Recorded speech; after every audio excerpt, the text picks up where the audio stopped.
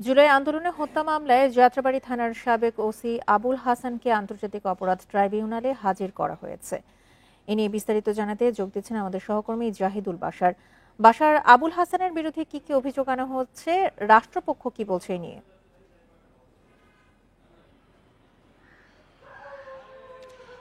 দেখুন, যাত্রাবাড়ী থানার ওসি আবুল হাসানকে এখান থেকে কিছুক্ষণ আগে, আধা ঘন্টা আগে আনা হয়েছে এবং তার বিরুদ্ধে আসলে অনেকগুলো অভিযোগ। জুলাই আগস্টের যেই আন্দোলন শিক্ষার্থীদের, সেই সময়ে ঢাকা শহরের যতগুলো হত্যাকাণ্ডের সবচেয়ে হটস্পট যেগুলো ছিল, আন্দোলনের হটস্পট যেগুলো ছিল, তার মধ্যে একেবারে প্রথম দিকেই যাত্রাবাড়ির যে ম্যাসাকার, যাত্রাবাড়িতে সেখানে অসংখ্য আহত নিহত হয়েছে। তো তার একটি ঘটনা যেটি আসলে সবাইকে নাড়া দিয়েছিল, নিশ্চয়ই অনেকের মনে আছে, যে এই যে শিক্ষার্থী অর্থাৎ শহীদ ইমাম হোসেন তায়েম, এক কলেজ শিক্ষার্থী, তার বাবাও কিন্তু পুলিশের একজন এসআই ছিলেন, ডিবিতে কর্মরত ছিলেন। তো তার বাবা পরবর্তীতে গণমাধ্যমকে বলেছিলেন যে আমার সন্তানকে মারতে, একটি ছেলেকে মারতে কয়টি গুলি লাগে। সেই ঘটনা সবাইকে নাড়া দিয়েছিল। সেই ইমাম হোসেন তায়েমের হত্যা মামলায় অন্যতম দোষী বা তাকে অভিযুক্ত করা হয়েছে এই যাত্রাবাড়ী থানার তৎকালীন ওসি আবুল হাসান। তাকে এর আগে গ্রেপ্তার করা হয়েছে এবং গত 4 ডিসেম্বর তাকে কিন্তু এই তায়েম হোসেনের মামলায় এই আন্তর্জাতিক অপরাধ ট্রাইব্যুনালে আনা হয়েছিল এবং সেদিন গ্রেপ্তার দেখিয়ে তাকে এই মামলায় কারাগারে পাঠানো হয়।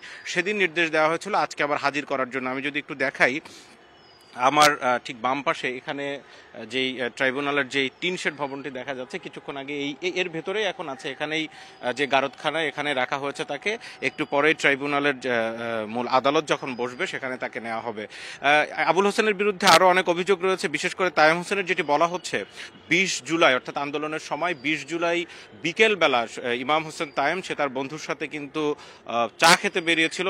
তারই বন্ধু যেদিন এখানে অভিযোগ দায়ের করতে এসেছিল সে জানিয়েছিল আমাদেরকে যে তখন তাকে গুলি করা হয় এবং প্রথম দুটি গুলি করার পরে একদম কাছ থেকে আবারও গুলি করা হয়। তার সেই গুলি করার মূল অভিযোগ কিন্তু ওসি তদন্ত জাকির হোসেনের বিরুদ্ধে এই যাত্রাবাড়িতে। এবং পরবর্তীতে এই তখন গুলিবিদ্ধ এবং একেবারে মুমূর্ষ অবস্থায় তাকে থানার মধ্যে নিয়ে বলা হচ্ছে যে একেবারে বিকৃত করে, তার চেহারা বিকৃত করে তার মৃত্যু নিশ্চিত করা হয়। এজাহারেও তাই বলা হয়েছে। এর আগের দিন যখন তাকে গ্রেপ্তার দেখানো হয়েছিল এই মামলায়, তখন আদালতকে কিন্তু প্রসিকিউটররা সেই ঘটনা তুলে ধরেছিলেন, জানিয়েছিলেন। আজকে আবুল হাসানকে আনা হয়েছে।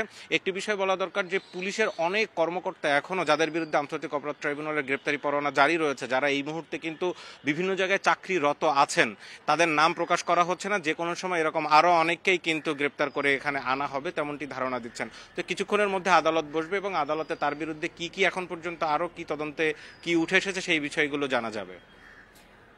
অপরাধ ট্রাইব্যুনাল চত্বর থেকে সবশেষ তথ্য নিয়ে জানাচ্ছিলেন আমাদের সহকর্মী জাহিদুল বাশার।